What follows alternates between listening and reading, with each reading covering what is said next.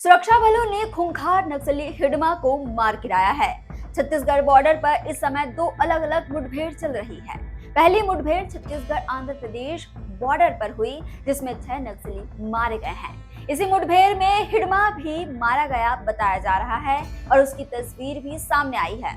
हालांकि इसकी आधिकारिक पुष्टि अभी तक नहीं हुई है। एनकाउंटर में हिडमा की पत्नी भी मारी गई है। दूसरी मुठभेड़ सुकमा जिले के एर्राबोर थाना क्षेत्र में चल रही है।